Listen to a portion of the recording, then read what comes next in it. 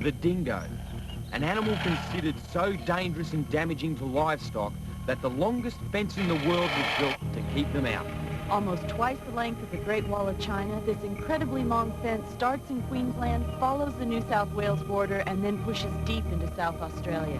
It finally ends after 5,300 kilometres, where the Nullarbor Plain meets the Great Southern Ocean. The dingo is Australia's native wild dog, a ruthless and cunning hunter, condemned by farmers the length and breadth of the continent. They probably came here from Asia around 4,000 or 5,000 years ago and pushed out any competing predators. It's now the continent's largest land-based predator and one of the few natural enemies of domestic livestock. The dingo has been branded as a thrill killer. Sheep farmers say that dingoes will kill or maim every animal they can catch, when a single victim would be more than enough to provide all the food they need. There's also evidence that when dingoes kill for sport, they go for the strongest, fastest animal in the flock. And then they often don't even eat the victim.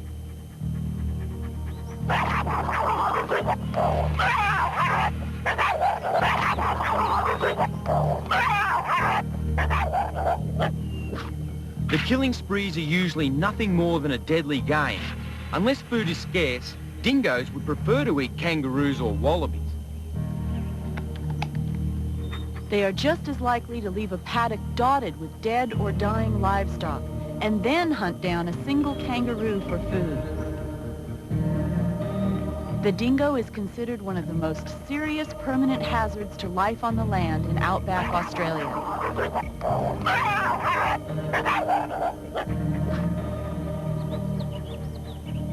The cost to the grazing industry is more than the toll of animals killed in their raids. Because of dingoes, large areas of potential sheep land is left alone. Graziers consider the stock losses would be the difference between success or failure. Faced with such a dangerous natural enemy, farmers won't even think of trying to graze their flocks in places where dingoes haven't been controlled.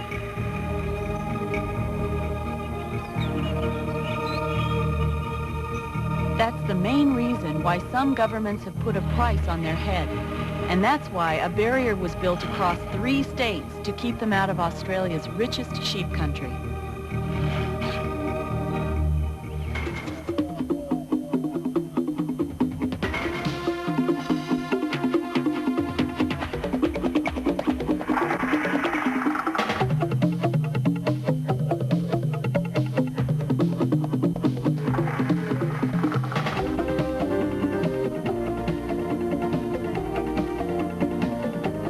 As we continue our journey along the dingo fence, we see the toll of native animals that don't understand these man-made barriers. Kangaroos and wallabies try to jump the fences, and sometimes they don't quite make it. Other animals don't seem to have the intelligence to even realize that there is a solid barrier. We've seen in the last program how Steve had to get between an emu and the fence before it would run to safety. All it wanted to do was batter itself against the mesh. Here's another bird that's hit the fence. Steve wants to check it for injuries.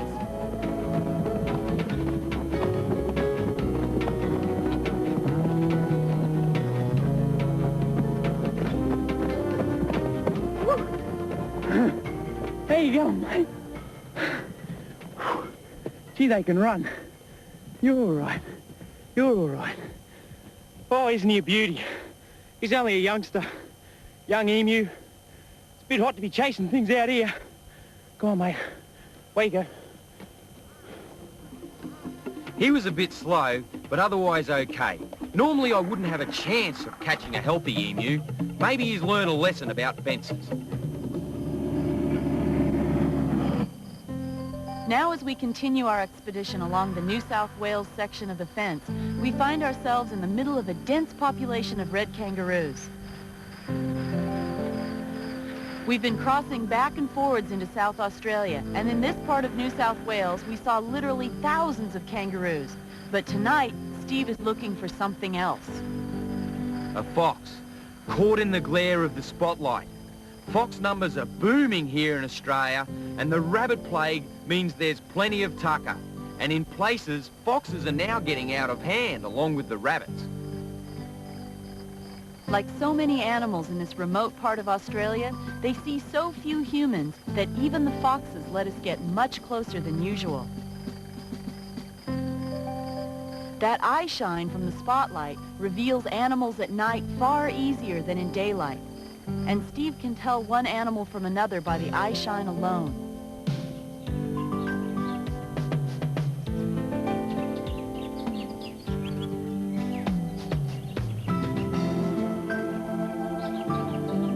We're about to leave the New South Wales border fence and continue our journey along the South Australian dog fence.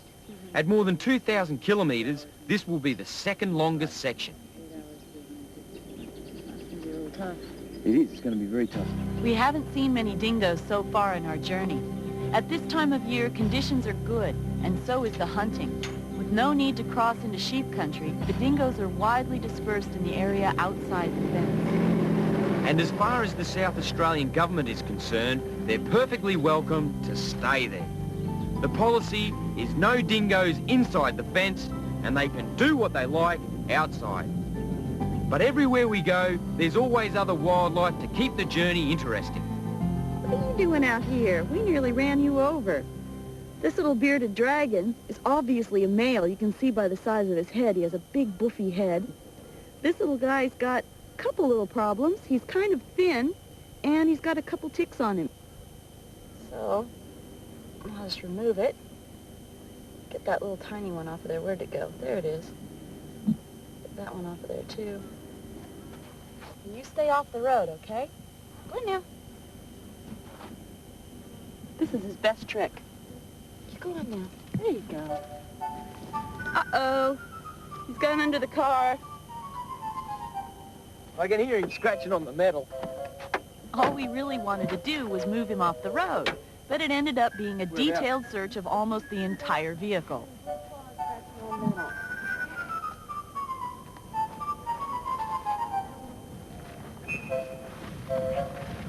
Right up under the front diff here.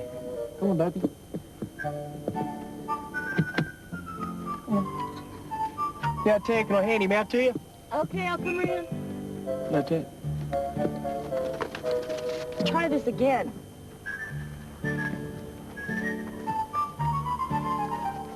Okay, you ready? You gonna do this right this time? Here we go. Off we go. Quick, quick. Off you go now.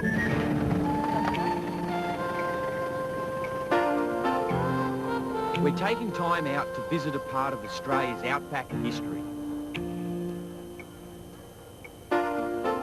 Old Quinamby Homestead, outside the Dingo Fence, abandoned to the ravages of time and the weather. 100 years ago, this collection of slowly decaying buildings was the heart of a thriving cattle station.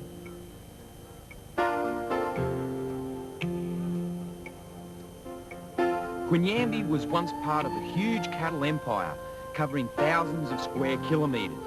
It was all owned by one man, Sid Kidman, the cattle king of Australia. When the station was no longer needed, it was simply abandoned to fade away into a ghost settlement.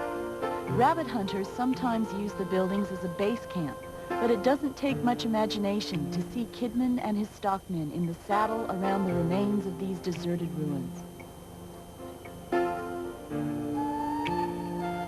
I just love getting out and around old homesteads.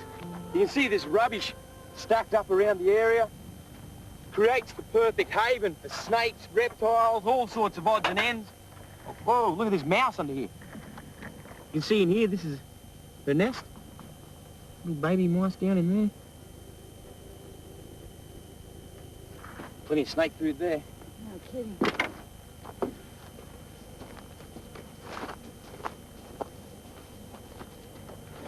Careful, guys. It's all right. Looks like we've got a whole family of shinglebacks here. Mother and father and the little baby. Little Junior. He's got a tick on him, Terry. Well, we better get that off. You hold him for me now. Just there, look. Okay. Good one. There you go. Here you go. No, you go back under your house. Australia's animals have learned to live with ticks, but we still like to relieve their discomfort. These tracks along the Dingo Fence are shut to the public. They're dangerous places. We had to get permission from every state fence authority before we could use them. Oh, get real!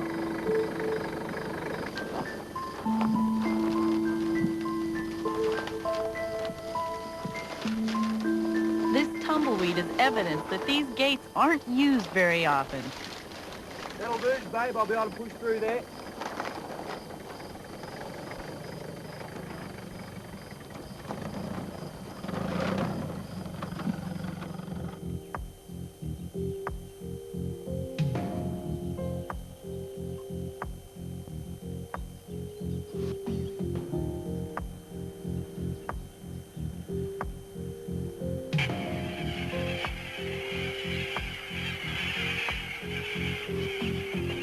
Corellas. Wherever there's a good supply of water, you'll find these boisterous little gliders making more noise and seeming to have more fun than you would have thought possible.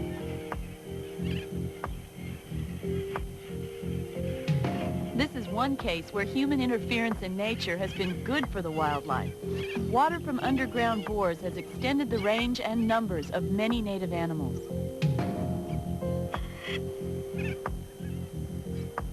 And watching these corellas is always fun. They really are some of the true characters of the Australian parrot world.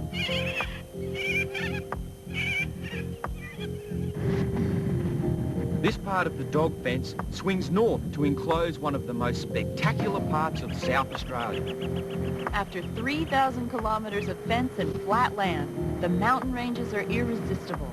Let's take a closer look. Here we are in the spectacular Flinders Ranges of South Australia, where the Dingo Fence cuts right along the northern section. Beautiful country. Having seen so much dry and dusty track with only scrubby little shrubs, it's a real pleasure to see tall trees again. Silhouetted against the red cliffs of the Flinders, these trees have sent their roots deep into the paths of watercourses that usually flow only after heavy rain.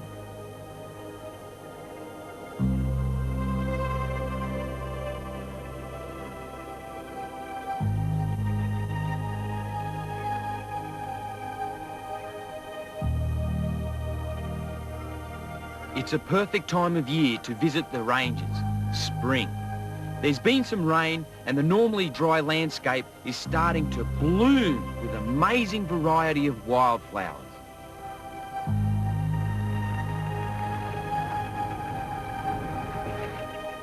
Rejoining the fence, we're now encountering some of the most rugged country we've had to travel anywhere along its entire length.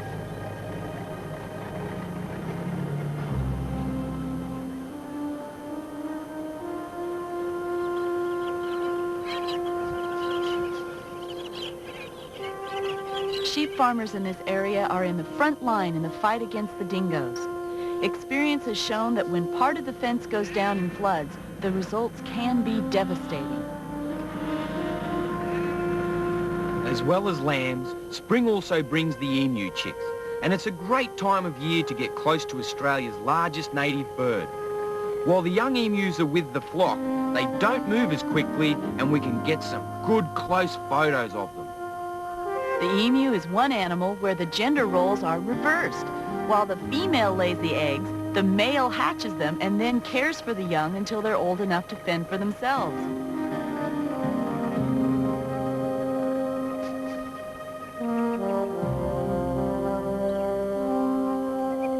This spectacular semi-arid land supports a surprising amount of wildlife as well as the sheep.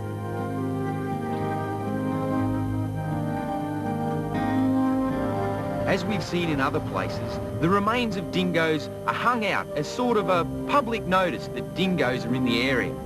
Where the carcass is hung indicates which side of the fence the dingo was caught.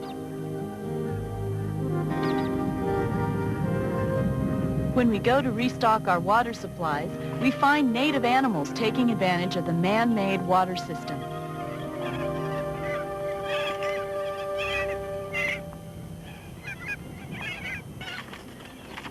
Steve's lost a valuable roll of film down this old abandoned mine shaft.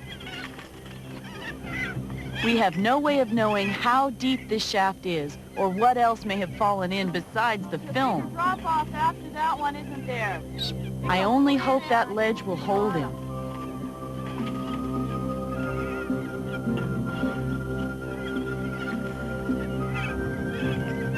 It certainly isn't the safest place to go exploring. The wooden supports are pretty rotten, and it's not a good idea to go down any further. It's just as well Steve decides not to look any further, because what happens next is a graphic warning about the dangers of exploring these old mine shafts that have been abandoned throughout the Outback.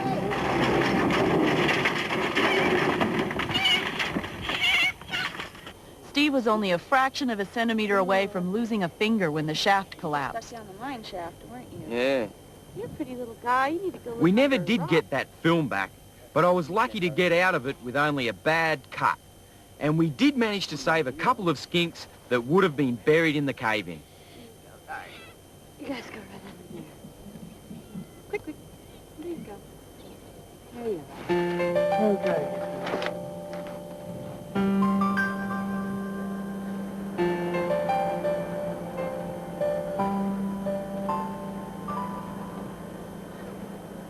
In places where the land is so arid, the competition for food in the wild can be fierce. A wedge-tailed eagle stands guard over its kill. Other birds of prey and scavengers spotted the food within minutes, hoping to steal a share.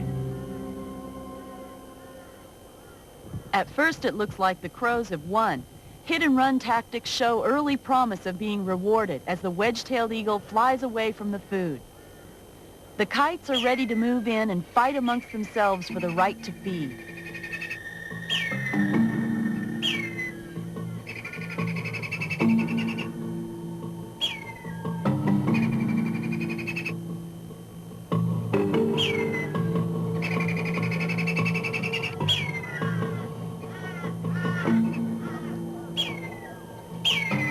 But even with continued dive-bombing attacks, the eagle has no intention of giving up a whole rabbit to smaller birds.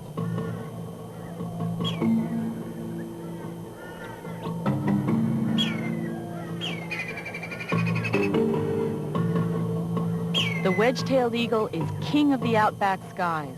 And even on the ground, he seems to reinforce that status with his typical strutting walk. And the main competition now is a single crow that somehow still believes he can beat a wedge-tailed eagle to a dead rabbit.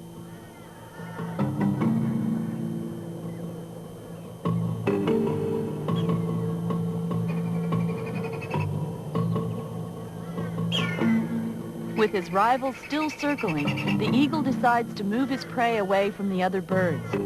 But even for a wedge-tailed eagle, the weight of a whole rabbit proves too much.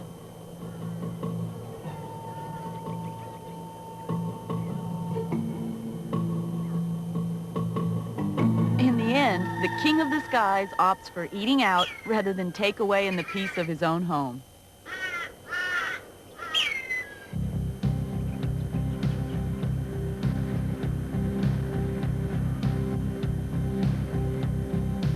We're now heading into the beautiful stretches in northern South Australia. The Dingo Barrier takes us to within a few kilometres of South Australia's huge salt lakes. We're so close to the biggest lakes in Australia that it's a diversion we'd be silly not to take. These salt lakes have formed in the lowest part of the Australian continent. We're moving down into a windswept depression that's 15 meters below sea level.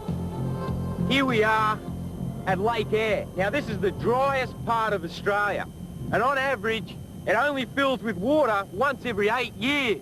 What's incredible is it takes about 3 months to fill the huge lake and up to 3 years for it all to evaporate and drain off. One dry area. Now the catchment area around Lake Eyre is like the Diamantina, the Cooper, and that catchment actually takes up 1/6 of the whole of the country. And it all pours down into Lake Eyre and these dry salt lakes because it doesn't go out into the sea. So it all drains down into this central point. Now when Lake Eyre isn't full, like right now, you've still got small pools of water. And in those small pools, which are saltier than seawater, there is still life. Sea lake lice and brine shrimps still exist in the bottom of these little pools. What a spectacular place. Lake Eyre is the biggest lake in Australia and the 5th largest in the world. Though like other salt lakes, it's dry most of the time. Early explorers described them as wasteland, useless, barren, and repulsive. But at sunset, the salt lakes of South Australia have a strange, eerie beauty. Crikey, it's as dry as a dead dingo carcass strung on the fence out here, and it only fully comes to life in those rare times when the rain is heavy and persistent. Our own water supplies have to be replenished every couple of days.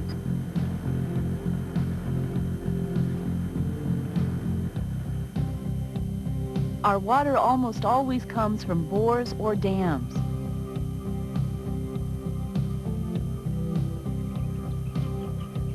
There's very little naturally occurring fresh water, and wherever there is a supply, the native animals share the drinking spots with livestock. Here, sweetheart. Oh, you're very sweet. Oh, look at this little gem. This is a pygmy goanna. This is one of the smallest goannas in Australia. You can see this one, as small as he is actually full grown. Look at you. We can really easily determine why he's living here. The reason he selected this tree is because he's living near a bore or man-made water hole out here in the desert, and he's able to collect food much more easily because where there's water, of course, there's life. So he would have been eating large insects, other small lizards, just about anything he could get his hands on. Jeez, glamorous, isn't it? These little blokes can escape the extremely hot and dry conditions by sheltering in hollow limbs and hunting in the mornings and the afternoons when the temperature is hot, but not scorchingly hot. And this is as big as they get, Terry. That's full grown. Yeah, isn't he great? Yeah, that's a full grown. Yep. Although he does hunt through the day, if he feels threatened or in any sort of danger, he'll duck down a hollow tree so that hopefully he can escape a predator. Let's just put him back, since he thinks we're a predator. Oh, he thinks I'm a tree, though, and he likes me now. Come on, honey. There you go. Oh, you're beautiful. And there he goes. What a find.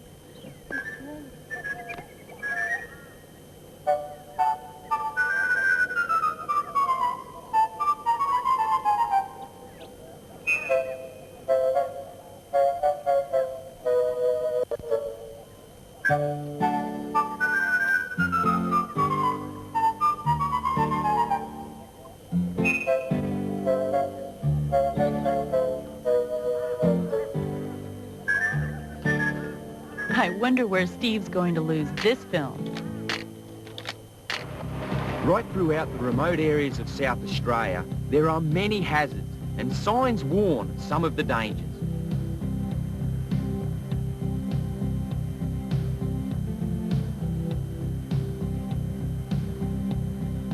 Along the fence, there are poison baits. 1080 is an extremely toxic substance used mainly against dingoes, but it's also effective against foxes and feral cats. And on top of the 1080 baits, there are leg traps with their claws coated with a fast-acting poison, strychnine.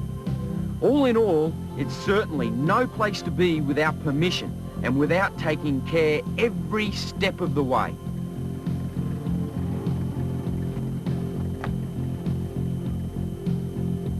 On my first trip to South Australia, I couldn't resist playing tourist at one of the many ruined homesteads scattered around the state. In the 1860s, farmers arrived full of hope during a rare time of high rainfall. A 20-year drought then forced all but the toughest of them to abandon their homes. As always, we explore. Old sheets of iron never seem to let us down. This time, it's one of Australia's most venomous spiders. These chunks of tin provide a really good habitat for this redback spider. Redback spiders found throughout Australia. Whoa, you're getting a little bit cranky, are you? See you standing up there, getting very cranky. A little bit cranky. See that? You can see that webbing on her back leg, right? That's a defensive mechanism. When I touch her, she'll try and get me with that, and then follow through with a couple of fangs and give me a good stick. Look back down here. Here's a heap of egg sacs. So she's been laying eggs, hatching out babies. for probably quite a while. Quite a large, matured redback. She's a little bit cranky, a little bit cranky.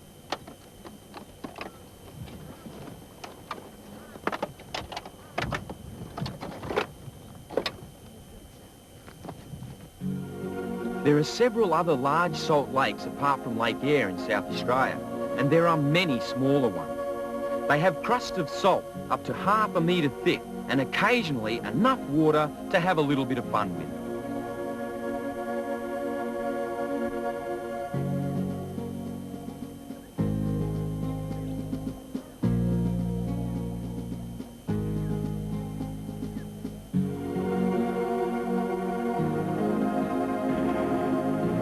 Even though this is part of the most arid region in Australia, you can still run into enough water to make driving difficult.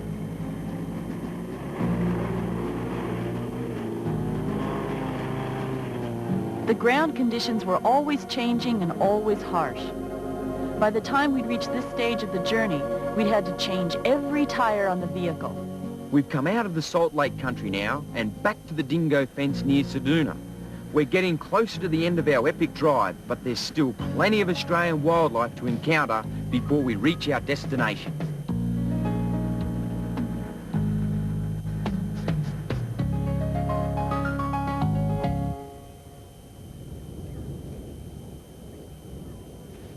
It's a brown.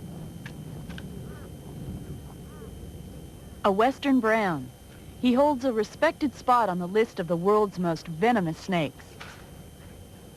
We should always treat snakes with respect, and although the western brown is a potentially dangerous creature, if given room to escape, they will always retreat, and grabbing them by the tail is for experts only. We're now in Wombat country. These usually inoffensive animals are probably the biggest danger to this section of the fence. The holes they make open the way for dingoes to breach the barrier and move into sheep country. We're on the far western perimeter of the Dingo Fence. This is a triple bunger, poison lay. The triple bunger, you've got your poison, the mesh fence to stop the dingo, and this is very interesting. Modern technology comes into the fence line here. You've got 4 strands of wire, and they are electrified.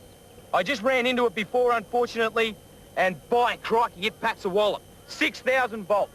Wombats, they pose a real problem to their barrier people in that they dig under the fence. When the wombat comes up, bang, hits that, believe me, there is no way he'd come back into it a second time. And it has worked. Electric fences virtually eliminate wombat damage and also stop other wildlife being caught in the fence. We've just knocked over thousands of kilometres of fence line, and we've only got about 300 left to go, but I'm sure there's going to be a few surprises all the way to the end. From here, we've decided to travel along the original Dingo Fence, which goes further west than the current barrier and further into the Nullarbor Plain and more wombat territory.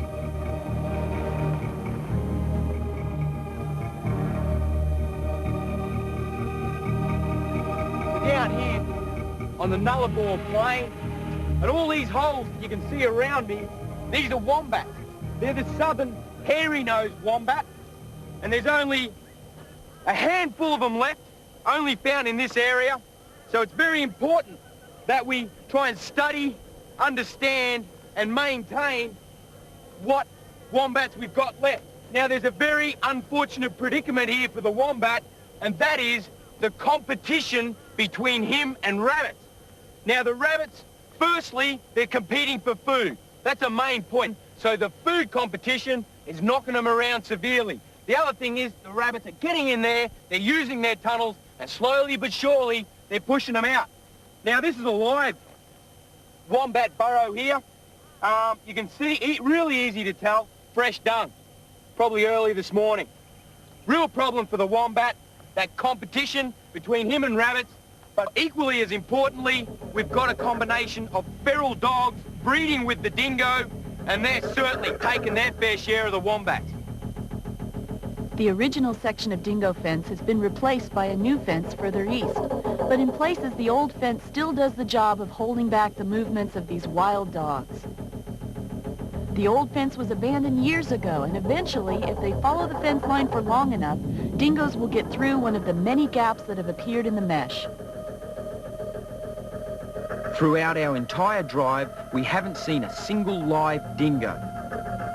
But getting camera shots of the fence from the air flushed them out of their hiding places in the countless wombat burrows.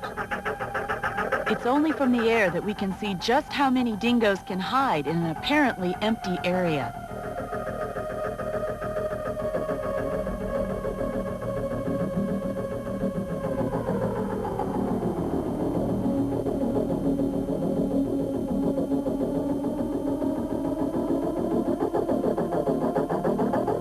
The dingoes seem surprised that their speed isn't enough. They look back, bewildered by the strange sight of people and cameras flying above them. Stay! Stay in the truck.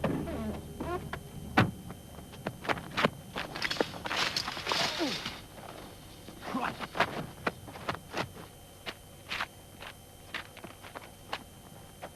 Hey.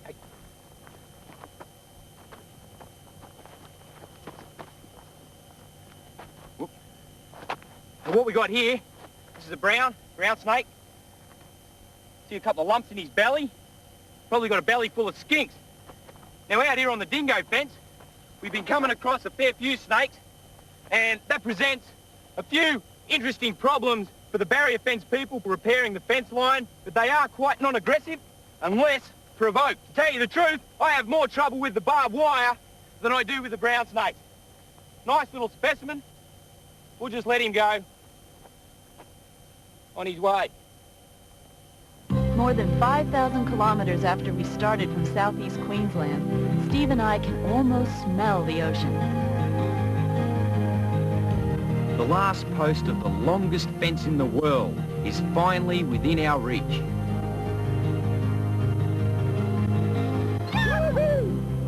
Happy days! Look at the view! Wow! Hey, This is just great. we made it! Woo!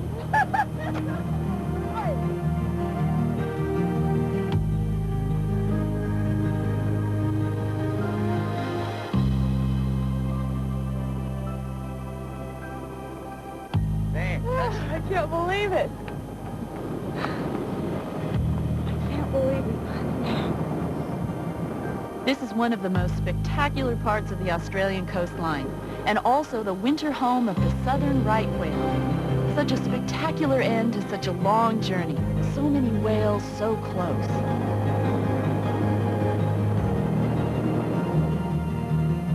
Wow, this is the day of my life. This is unbelievable. We've just travelled thousands and thousands of kilometres through the most arid parts of Australia.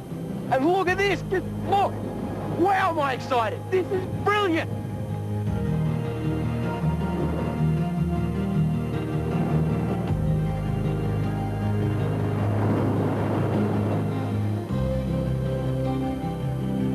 Well, it's been a long trip, but this is our reward. This is the southern right whale, and we're very lucky to get to see them. There's only about 3,000 left in the entire world, so we're happy to see that they're breeding and doing well. We're only a couple of 100 feet from them. You feel like you just reach out there and pat them. To be able to get here and enjoy this is absolutely superb. Once in a lifetime, I guess. Right there in front of us were 40 whales, 20 mothers and 20 calves born just 2 or 3 months ago.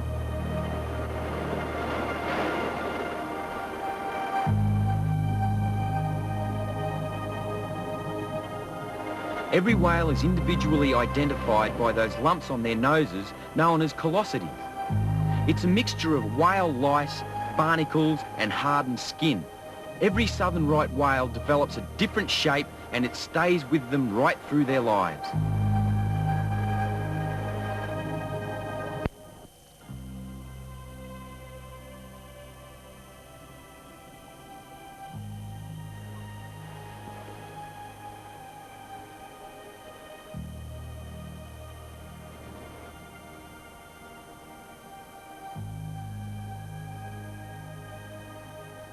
The mothers came to this part of the Great Australian Bight specifically to give birth. The calves would have frozen to death in the cold Antarctic waters where they spend the rest of the year. That nuzzling is just what it seems, affection between a mother and its baby. The calf is always trying to keep eye contact with its mother. These whales just love touching each other, even when they're fully grown. Rub against each other out of pure, affectionate good nature.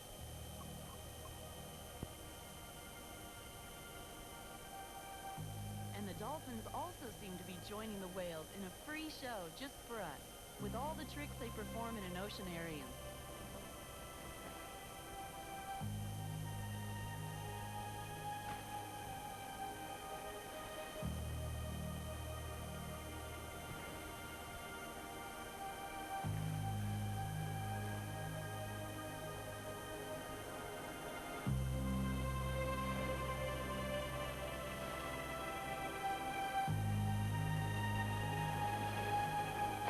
While they're here, the baby whales will suckle almost continuously and put on an enormous amount of weight in the form of blubber to insulate them against the cold of the waters further south.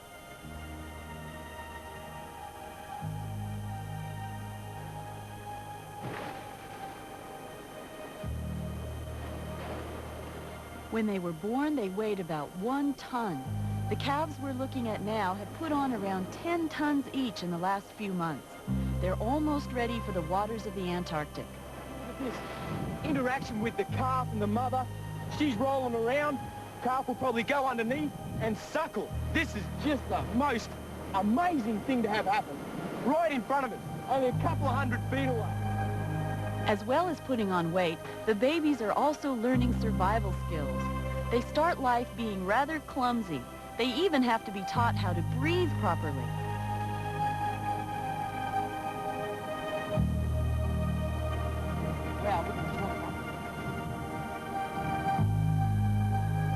By the time they leave, they will have learned enough for life in the open ocean.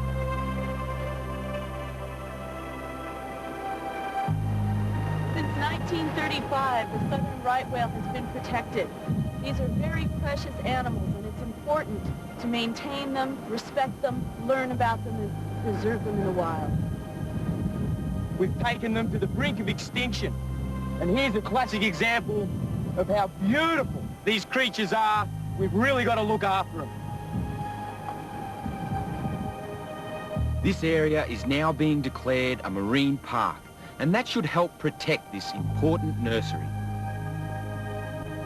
These whales were given the name the right whale when they were hunted during the last century. It was because they were just right for killing. They came close to shore, they had plenty of blubber, and they floated when they were dead. We've got to learn from the mistakes of our past. I think we're still taking animals to the brink of extinction. The southern right whale has no natural predators that could so completely exterminate them. Let's learn to live with these gentle giants while there's still time. Well, we've just completed our mammoth journey, 5,309 kilometres along the longest fence in the world. And by crikey, we've had a good time. The wildlife's been beautiful, and what a dramatic end to the journey. It's been a real tribute to the men and women who work so hard to maintain this incredible fence.